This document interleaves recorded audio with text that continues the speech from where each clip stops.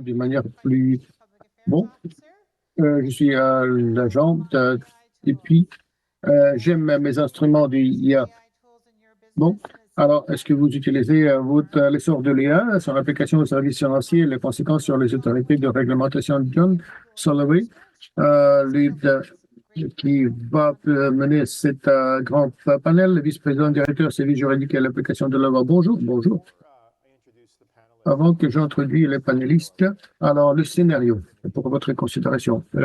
Pensez de l'intelligence artificielle qui performe beaucoup de fonctions, beaucoup mieux que les humains, et d'une manière lente, graduelle, ça commence à mal fonctionner, d'une manière très subtile.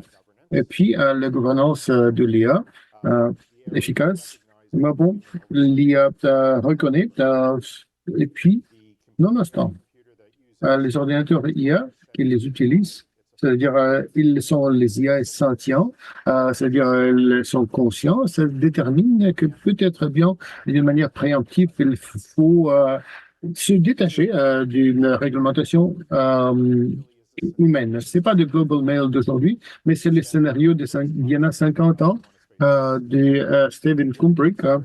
C'est classique. Alors, si vous voudriez vous imaginer maintenant de prendre peur que bien l'IA va prendre le monde. Bon, il y en a 50 ans. 50 après les classiques de Kubrick, science-fiction. C'est maintenant le fait de science qui est bien décrit comme les révolutions industrielles. Et même en comparaison de comment l'électricité vient de transformer l'économie et la société en large. Il n'y en a pas de question que l'IA va être transformative pour l'extension pour laquelle on le permet. Et puis, c'est pourquoi on a ces panels pour partager l'information avec vous. Avant que je le fasse, alors, d'introduire des gens, je vais mettre les paramètres.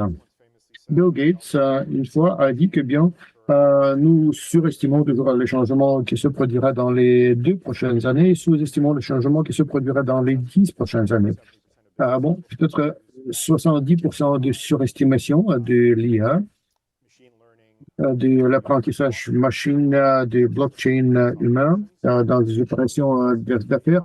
L'investissement dans l'IA vers 2025, ce sera 200 milliards de dollars. Alors, c'est vraiment grand. Alors, j'ai un grand plaisir de voir le panel des experts du chef de file, Josh Steifman, vice-président affaires juridiques et général Radical Ventures. Si vous n'avez pas entendu parler de Radical Ventures, il faut que vous sachiez. Le Radical Ventures s'occupe principalement des questions juridiques rapportant aux personnes morales de radicaux, aux partenaires commissaires des investissements, ainsi que relations avec des investisseurs pour transformer l'industrie de masse en masse. Bon, c'est le produit des systèmes IA et un des architectes des systèmes IA. Alors, Josh.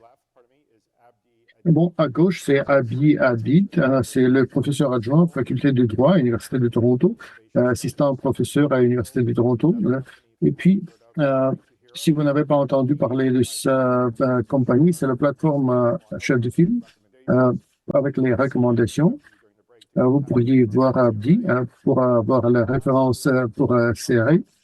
Et puis, dernièrement, c'est Carol Piovision, la cofondatrice et associée à ENQ Law, la compagnie de consultation qui fournissent les leviers légaux dans la gouvernance cybersécurité, l'IA et les données privées et les données les politiques de données et des technologies. Merci, bienvenue.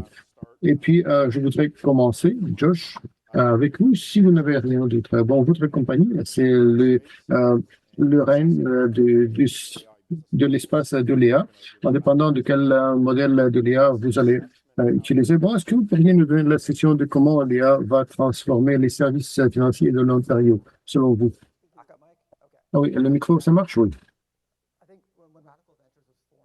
Je pense que nous étions formés en 2017 comme le fonds institutionnel. C'était remplacé du logiciel de 10 ans. L'estimation, bon, c'était toujours surestimation de ce qui va se passer dans 10 ans. Et puis, on vient de voir bien que les estimations sont. quand on vient de lancer ça il y en a quelques années, bon, c'était transparent. Je ne pense pas que les services financiers seront différents, mais il y en a certaines choses qui vont faire les services financiers d'adopter l'IA. Il y en a beaucoup. Mais je voudrais parler d'une manière brève si, bon, je pense que avant tout, l'IA, ça a besoin de beaucoup de données, de données bien libellées, bien curées, pour bien correctes, pour avoir des modèles bons. Les services financiers ont eu beaucoup du temps de générer, d'agréer cette donnée de haute qualité qui fait vraiment un input très fort pour les modèles de l'IA. Je pense aussi bien que les services financiers se trouvent dans l'intersection des deux autres utilisateurs centrés. Le chat GPT, c'est un grand modèle de langue, et puis il y en a des modèles variations d'autres applications, comme par exemple Pixels, avec des diffusions pour générer des images, et bien le modèle des fondations pour les mathématiques, pour finir les feuilles d'Excel. Si on les met ensemble, on a des instruments très forts. Les modèles Pixel pourraient faire l'extraction des soumissions d'autres données.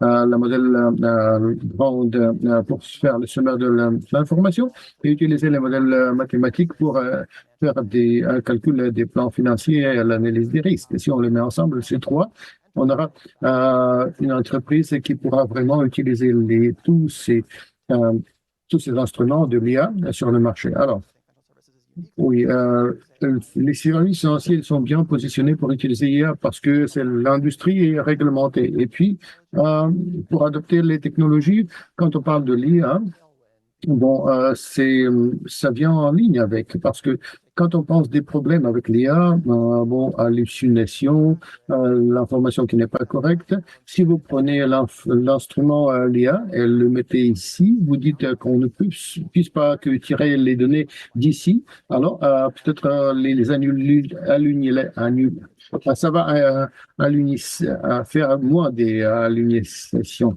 et les données seront plus correctes. Et bon, dans l'espace, OK, Abdi. C'est observé que un des impacts de l'IA serait vraiment de forcer les affaires de faire les sessions de technologie, la session de stratégie, de faire les modélisations de prédictibles. Et puis, c'est ce que vous faites. Et qu'est-ce que vous pensiez de technologie dans le secteur? Oui, merci. Merci de m'avoir invité. Bon, je pense que des bénéfices stratégiques d'utilisation de l'IA, c'est que l'augmentation de professionnels en outils et pas faire les recherches superchargées dans l'avocat. Et je reconnais que c'est l'émergence de compréhension des ordinateurs, des volumes de données que moi, par exemple, je ne pourrais pas gérer dans une période de temps assez court. Alors, peut-être bien, s'il y en a des avocats ici dans la pièce, des avocats, oui, imaginez-vous, oui, il y en a deux avocats, oui, OK. Imaginez-vous que vous n'êtes pas vous-même, que vous êtes un avocat qui disent, voilà, c'est mon bureau, et puis quelqu'un vient et dit, bon, je suis déterminé donc, on m'a malmené au travail. Mais bon, lequel avis, qu'est-ce que je pourrais donner? Bon, je pourrais commencer de donner quelque chose de la part de ma tête et puis l'expérience, mais je vais agir comme, comment dirais-je, j'aurai des facteurs limitants, des combien de cas est-ce que je fais par jour. Mais la technologie est là pour nous assister, pour gérer, pour réconcilier cela, les données avec mon expérience, le sentiment de jugement, l'expérience des argumentations propres à mon sentiment dans ces domaines. Et puis, maintenant, je pourrais utiliser l'assistant de l'IA, de grand pouvoir et la division du travail. Il y en a de certains concernent l'incorrectivité, bon, des données type. Bon, si vous chargez l'information qui est fausse, alors peut-être ça va la traiter et vous donner le résultat qui ne sera pas bon pour votre bureau. Oui, comment dirais-je?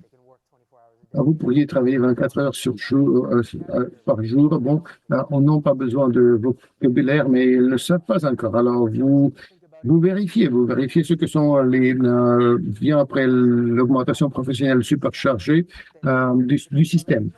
Et puis, vous devenez familier de plus en plus, étant le consultant. Et puis, ça donne les bénéfices stratégiques pour les entreprises pour penser de comment supercharger les professionnels de faire ce qu'ils faisaient déjà toujours. Et pour reconnaître que technologie essaie de faire la chose que vous essayez de faire la même chose. Alors, pas opposer, pas vivre en opposé, mais s'harmoniser avec. Si la personne vient de près de moi dans mon bureau et dit je suis l'avocat pour le travail, et il va dire qu'est-ce que je fais? Peut-être elle sera frustrée si je vais commencer. Bon, elle veut savoir ce qui va se passer, mais avec les prédictions de technologie, s'il va savoir que ça va l'assister, pourquoi opposer?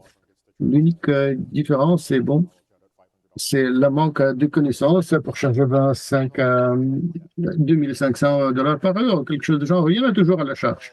Mais les coûts, n'y pensez pas pour le moment. Carol, vous étiez comme les canards dans les mines du charbon pour penser des gens qui doivent être responsables et éthiques. On a su que Air Canada, par exemple, vient de voir le problème dans de nouvelles parce que on a obtenu un avis incorrect par le chatbot et puis on a eu l'exposition financière et le risque financier. Est-ce que c'est une chose isolée pour Air Canada ou est-ce que c'est quelque chose qui va venir de plus en plus avec l'IA? C'est pas isolé. C'est pas un cas isolé. Comme vous avez entendu, on a eu d'autres cas pour l'intelligence artificielle et de commencer la productivité augmentée pour identifier de nouveaux marchés, pour assister avec des prédictions, d'autres utilisations de valeurs. Il y en a beaucoup de possibilités où l'IA sera de très haute valeur pour nos affaires. Mais en même temps, il faut reconnaître qu'il y en a des limites. Josh vient de parler en ce qui concerne les limites de technologie. Si vous n'appréciez pas les limites et vous mettez en lieu des facteurs mitigants raisonnables, alors vous aurez des risques de manque réputationnel ou même de plus que l'Air Canada fait face, auquel Air Canada fait face comme l'exemple. Ils ne sont pas seuls. L'utilisation de l'IA dans des documents de briefing qui étaient déposés, et puis l'information qui n'était pas vraie, on vient de le voir auprès du triage dans le secteur de santé où l'IA vient d'être utilisée dans les services de triage avec les discriminations qui étaient vues en avance et qui a fait un grand mal pour les individus recevant. Et puis, il y en a toute une liste. Et puis, il y en a les bases de données instantanées. Vous pourriez chercher par Google la base de données instantanée de l'IA. Vous le trouverez. Ce qui est critique pour c'est voir le type des incidents qui étaient documentés. Les incidents qui réfléchissent sur des problèmes éthiques, les risques réputationnels de l'éthique et d'autres. C'est pas une seule chose. On va voir beaucoup des exemples qui vont venir, mais il y en a d'autres choses qui puissent être faites pour mitiguer ces risques, pour mettre plus de gouvernance et l'utilisation des technologies pour les responsables. Vous le faites? Oui. Oui, absolument, absolument. Avec ChatGPT avant tout, au Canada, on a d'autres types de systèmes comme Cohere, des grands modèles de la langue. Ce qu'on vient de voir, c'est la politique de l'utilisation acceptable pour l'IA et l'IA générative. C'était dès le début. Puis on vient de voir l'investissement dans la gouvernance, les politiques, dans le cadre. Et je suis sûr que vous êtes intéressés. Il y en a un standard ISO très intéressant. Je sais qu'il y en a beaucoup des standards ISO, mais 42001, ça vous donne de bonnes lignes directrices de ce que l'IA responsable et le cadre gestionnaire puisse faire. Même si vous ne voulez pas lire tous les détails du standard, regardez l'index. Juste utiliser l'index, la table des matières pour avoir des idées de ce que des gens le font avec les organisations différentes. Vous allez voir les suites des politiques et les procédures qui parlent de l'utilisation appropriée, mitigation des risques, atténuation des risques, réponse sur les incidents, tout en cadre de gestion des risques mis devant pour assister, pour atténuer ces risques dans des risques potentiels et des risques de haut niveau et les gouvernances des comités, des organisations, des cultures internes, mais il assiste de mettre les réglementations de ces cas de haut risque pour survivre les Josh, est-ce que je peux retourner à vous? Quand on parle de Peter Drucker, les gens, les raisons des sociétés, c'est de servir les clients. Alors, vous faites les affaires transformatives pour l'AI au sein de votre entreprise. Comment est-ce qu'il y a fournissent les services financiers d'avoir les expériences présence pour s'engager avec les clients le plus? Ah bon, il y en a beaucoup de l'impact. L'IA puisse supercharger pas seulement l'expérience des clients, mais aussi bien l'expérience des vendeurs, des agents. Et puis, si on voit les cas des consommateurs, alors ça peut être utilisé dans toutes les étapes.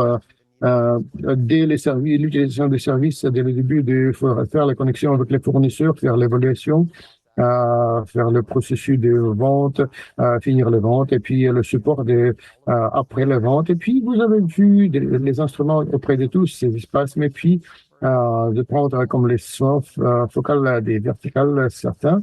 Cela déjà existe dans beaucoup de filières. Mais quand on parle de si les instruments IA sont faits pour les raisons, alors pensez que bien si pour l'harmonisation des risques encore, si les clients sont au centre, bon, parce qu'à la fin du jour, bon, c'est le choix des clients et si les clients vous croient, alors faut l'adopter. Est-ce que le coût de l'accès de l'instrument, par exemple, au dehors des heures normales du bureau, est-ce que c'est restreint? Est-ce qu'on pourra aller demander les chats pour les politiques et puis attendre jusqu'à ce que le bureau s'ouvre à 9 heures du matin? Beaucoup de problèmes. Bon, beaucoup des instruments dans la famille des instruments d'IA. Pensez d'une meilleure mode de faire l'analyse des risques, le profil du risque des applicants. Et puis, pour devenir plus granulaire, vous pourriez voir et les envoyer pour les fournisseurs qui ont l'appétit pour ce risque et puis pour avoir les polices qui sont adaptées pour eux. Bon, vous savez, pour créer une bonne police pour eux, bon, on prendra beaucoup des heures et puis le support de l'IA peut vous assister avec les fonctionnalités de chatbot, les questions des clients et puis l'expérience des clients, oui. Carol, à vous, pour un moment. On a beaucoup de gens ici ici qui sont intéressés de savoir comment est-ce que vous allez avoir l'harmonisation entre l'automatisation de l'IA, de laquelle Josh vient de parler, avec l'efficacité, avec la nécessité de soutenir la réglementation et de continuer d'être responsable, spécialement par exemple les unions de crédit, les souscriptions, etc. Oui. La première chose que je vous dirais, il y en a plein de cas, et bien pour voir quelles sont les sûretés et les pratiques existantes en lieu déjà, comme je viens de dire, de voir où est-ce que bien les technologies vont avec tous ces cas. Bien, ce qu'on voudra faire, c'est combler les lacunes de où on soit aujourd'hui, où est-ce qu'on va aller dans 3 ou 5 ans. Je vous encourage fortement à tout le monde d'abord d'être ambitieux. Il y en a des risques distincts pour l'IA, mais ils ne sont pas surmontables. Mais s'il y en a des risques, alors c'est nous savoir dans lesquels ils se passent. Alors, manquer ces lacunes, c'est très important. Et puis, il faut commencer de mettre dans le lieu des plans responsables pour l'IA pour vous permettre d'opérationnaliser et d'atténuer des risques. Alors, première chose, duquel je viens de vous cautionner à toutes les compagnies canadiennes, ce n'est pas prendre la peur de technologie tellement, de ces risques, vous ne commencez pas à faire l'investissement, de comprendre où est-ce que ça peut bénéficier vos affaires. Une bonne nouvelle, c'est dans tous les risques, il y en a toujours un mode raisonnable, spécialement pour les cas initiels. Et puis, peut-être bien, c'est le risque le plus bas et la productivité plus haute. Si on pourra vous démontrer ça, c'est l'avocat qui parle. Et il faut que je vous dise non, ne touchez jamais IA, mais je vois d'une manière distincte les risques distincts opposés. Pas seulement l'avantage ou désavantage compétitif de ne pas utiliser l'IA, mais en tout, bon, on pourra toujours essayer de le faire d'une manière plus forte si on va augmenter l'intelligence en utilisant la technologie. Et puis, vous allez voir la discrétion qui commence au niveau du conseil ou absolument, au niveau des conseils. Et les conseils, spécialement auprès des organisations, vont y mettre l'expertise pour la formation du corps, du beau conseil, puis avec du temps, avec la cybersécurité, vous voudriez qu'un des experts soit sur fait par le conseil, les directeurs, oui. Les experts du lait, Abdi, à vous. Pour les raisons, pour des plateformes générées, pour les taxes, les bases de données, l'analyse des clients pour les avocats. Est-ce que vous voyez le modèle d'affaires d'avoir plus de l'information de l'application pour les services financiers? Est-ce que vous pourriez l'utiliser pour donner l'avis sur l'assurance maison, l'hypothèque, voiture? Un des points que je viens de faire était quand on va parler de plus de considération, alors penser de chat LGBT, ce qui est intéressant, ce qui est frustrant, c'est que bien c'est entraîné avec certains types de données. C'est pourquoi c'est intéressant et c'est pourquoi c'est pas fiable. Pourquoi vous n'allez pas poser les questions législatives à ChatGPT, bon, pour écrire la biographie, l'obituaire, bon, ok. Mais je vais vous donner des choses qui semblent d'être vraies, mais quand vous devenez plus spécifique, parce que c'est le modèle de langue, c'est prédictif pour la langue, probabilistique pour détermination, ce qui va marcher. Mais bien, si on donne cette capacité de la langue et on va le marier avec un autre modèle, disons, si on va utiliser l'information vague dans cette zone-là, quand on a des données rigides dans la profession légale, alors on va avoir les tâches d'attester la véracité de l'information. Vous aurez de la chance de vraiment dire, utilisons toutes les capacités de génération de langue, mais limiter l'information de départ. Et c'est pratiquement la tendance que vous voyez un peu partout. Dans l'éducation, la formation, on vient de parler avec les organisations communautaires et d'éducation, des grands modèles de langue et pour l'entraîner sur le physique. Par exemple, pour des enfants de l'Ontario pourront l'utiliser. Mais bon, la tendance pour l'utiliser pour le domaine de l'expertise, parce que ça va donner les coûts en bas et puis porter des gens dedans. Carol vient de mentionner que bien des humaines, bon, mais bon, pour utiliser l'expertise sur le niveau technologique, il faut d'avoir plus des experts dans le domaine pour y porter dedans une chose très, très, très, très vite, une histoire très, très vite que celle-là, de laquelle je viens de parler tout le temps. Donc, l'État de Arkansas. À Arkansas, ils ont décidé d'utiliser des algorithmes pour remplacer les infirmières qui avaient déterminé dans le passé qui avait le droit au soutien. Et donc, avec le financement de l'État, ils ont déterminé, ils ont mis fin aux infirmières, ils ont mis un algorithme, et l'algorithme pose des questions comme as-tu des douleurs de pied? OK, si tu es susceptible de problème de pied, tu as besoin de tel service. Bon, il y en a qui ne répondaient pas. Il y a des gens qui sont paraplégiques, il y a des quadriplégiques, il y a des amputés. Donc, il y a deux façons de regarder ça, c'est de dire, OK, on n'a jamais utilisé la technologie dans ce contexte, mais il faut mettre fin à les infirmières.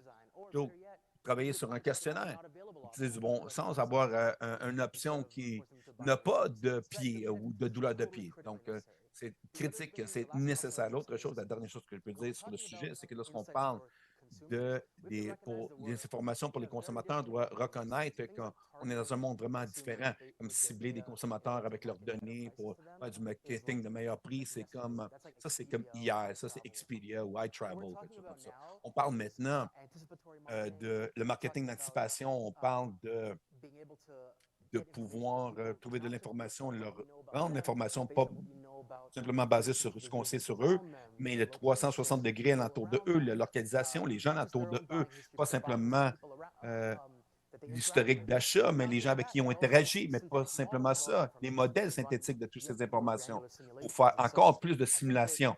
Donc, je crois que si on continue à penser à l'IA et les positionnements, et on peut parler d'un vieux modèle, mais l'IA est capable maintenant, étant donné qu'en fait, il y a un pouvoir de données qui est beaucoup plus grand. Et la clé maintenant, c'est de commencer au niveau de gouvernance et de penser comment mitiger, atténuer ces risques. Bon, je pose une question, une chose qui m'a frappé, c'est la promesse de la technologie, il y a 20 ans, c'est qu'on allait avoir 3 jours, 2 semaines de travail, plus de temps pour notre famille et le style de vie. Mais l'opposé est arrivé. En fait, on pense que le IA va livrer cette promesse, la promesse de nous libérer de temps. On va plus de temps. Ah non, oh, non. Je crois que la preuve est là, qu'on va trouver encore plus d'applications, plus de façons qu'on peut faire plus de travail. Comme j'ai dit, Quand on pense à l'exemple de les individus qui sont beaucoup plus productifs, si le facteur limitant, c'est combien de clients qu'ils pouvaient prendre, ils vont simplement en prendre plus que plutôt que de la maison. Mais le point de vue ici qui est important, c'est où on est sur une tribune maintenant. La trajectoire vers l'intelligence artificielle n'est pas linéaire. Il y a un mélange en cours de chemin. Bon, il a généré toutes sortes de problèmes légaux, des préoccupations, une critique, des politiques, des procédures. Donc, dans notre chasse pour la productivité, on voit les marchés secondaires de travail. Et on est tous ici à cause de cela. Et donc, la chance que ça soit, que ça contribue au décroissement du travail qu'on fait, ça ne semble pas être probable. Donc, je pensais de retourner à 3 jours de travail. Et puis là, tu viens de détruire l'idée. Bon, il va y avoir 6 jours de semaine autour du IA, certainement. Donc, je peux dire, tous ceux qui veulent embarquer sur celle-ci, il y a beaucoup de concentration dans les médias sur les remplacements du IA, remplacer des emplois professionnels, les avocats, les comptables, échanger la structure de l'économie et les services financiers. Par contre, je crois que c'est juste de dire qu'en fait, ça va avoir un impact bénéfique dans le domaine de gestion de risque, détection de fraude et la conformité. Est-ce que vous pouvez commenter sur le sujet? Oui, je peux y aller le premier sur le sujet de remplacer les humains dans le milieu de travail. Je crois que les outils IA dans cet espace de 2 groupes, soit complètement autonomes et deuxième, c'est copilote. Et donc, il y a beaucoup de copilotes sur le marché qui vont augmenter le travail, mais pas les remplacer. Et plus réglementé que l'espacer, le plus susceptible qu'on va voir, c'est copilotes plutôt que des logiciels autonomes, sachant qu'il y a encore un humain qui est impliqué dans la prise de décision pour appliquer le jugement professionnel, donner des avis, et ainsi de suite. Donc, on peut parler beaucoup de le risque et l'atténuation de risque à la fin de la journée, mais les outils que nous allons voir frapper le marché sont plus susceptibles d'être des copilotes, en fait, qui ne nous remplaceront pas, mais qui nous rendent plus puissants et nous donnent l'efficacité. Je voulais simplement souligner le point qu'il y a des transitions présentement. Nous sommes dans un monde où nous essayons de comprendre la technologie au fur et à mesure qu'elle change de façon exponentielle. Du moins, on ressent ça, et certainement, c'est le sentiment. On essaie de s'adapter. Et donc, on utilise ces constructions analogues pour avoir du bon sens dans ce monde numérique et intégré, à quoi ça peut ressembler. Et ça, c'est un grand défi. Donc, je crois que les astuces, c'est de s'asseoir et de penser, réfléchir où il y a des utilisations stratégiques pour cette technologie. Maintenant, je sais que je l'ai déjà dit, c'est critique parce que ça va commencer à former cette idée de qu'allons-nous augmenter et qu'allons-nous remplacer. Donc, à quoi ça ressemble de passer au travers de cette transition et qu'est-ce qu'on anticipe l'autre côté de la transition?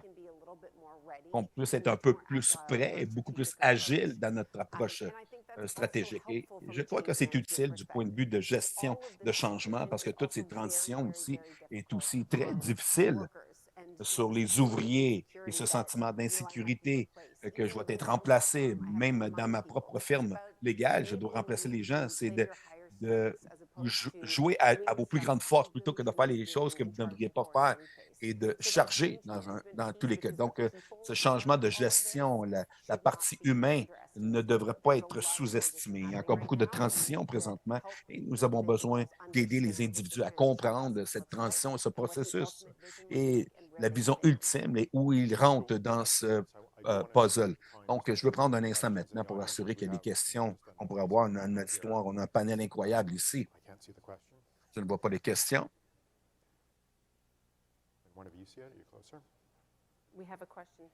Une question ici. Semblable à comment le changement climatique a amené de nouveaux risques de classe, transition, les risques physiques. Quelle nouvelle classe voyez-vous l'IA introduire dans le secteur financier? Josh? Je crois que le risque est très large que l'IA a généré et va s'appliquer dans les services financiers. La confidentialité, ça va être important. Il y a une tension là, parce que si vous voulez que l'IA soit performante, on a besoin de plus de données. Si on veut que ces données viennent de plus de sources, plus de contexte, mais après ça, on commence à mélanger de l'argent de différentes sources et on a plus de problèmes de confidentialité. Un domaine qu'on doit réfléchir dans les services en particulier, ça va être comment on va s'assurer qu'on a toutes les bonnes données de qualité qui viennent de multiples contexte et qui préserve la confidentialité. Je crois que c'est un risque unique, en particulier avec l'IA et les services financiers IA. Moi, je peux rajouter aussi que la nature des risques à laquelle on fait face dans les institutions financières va devenir plus compliquée. Les acteurs ils ont l'IA dans leur possession, les mauvais acteurs ont des. Et je serais consciente des changements de danger, des insécurités de ces systèmes et qui a accès à ces systèmes. Je voudrais rajouter une chose ici. Il doit y avoir un changement culturel lorsqu'on embrasse les IA, c'est que je crois, si je peux, on doit augmenter notre tolérance d'erreur dans la technologie. Si je frappe la barre d'espace et ça ne déplace pas le curseur un millimètre, si ça ne passe pas un millimètre dans mon processeur, mon laptop est brisé. Je vais le garocher contre le mur. Clairement, c'est un échec ou non. Mais si je demande à une application IA de faire quelque chose comme écrire un mémo, bon, je ne peux pas penser de pensée binaire d'échec ou succès. L'erreur, en fait, qu'elle produit une erreur, ne peut pas la condamner de la même façon que de frapper la barre d'espace sur mon laptop qui ne fonctionne pas, qui va condamner mon laptop. En fait, on doit rentrer dans le modèle de la division de travail. Si quelqu'un avec qui on travaille, un collègue junior, vous donne un mémo qui a des problèmes, vous trouverez une façon de trouver et de s'engager dans un processus irritatif. Et donc, des fois, il va y avoir des erreurs et jusqu'à ce qu'on peut absorber cette réalité culturelle, d'avoir besoin d'augmenter la tolérance de l'erreur. On va avoir cette conversation encore et encore. On ne pourra pas réaliser tous les gains qui sont là devant nous.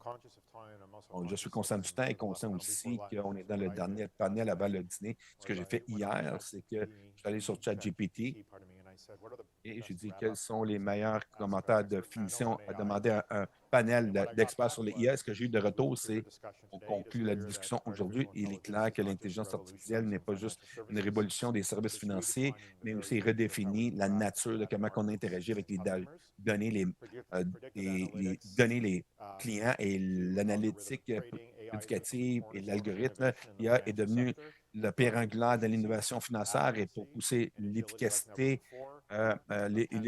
l'agilité comme jamais auparavant. Et notre panel a vu l'importance de la responsabilité de l'IA, assurer la transparence, la justesse et l'éthique. Ouais, c'est pas mal bon. Donc, OK, on pense oui. On peut demander à ChatGPT de me remplacer. Joignez-vous à moi pour remercier nos panélistes ici.